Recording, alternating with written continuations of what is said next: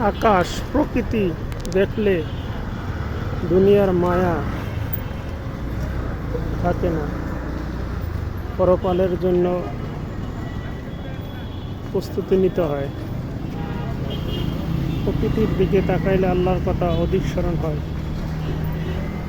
আল্লাহ পাকের সৌন্দর্য, প্রকৃতি দেখতে খুব ভালো লাগে।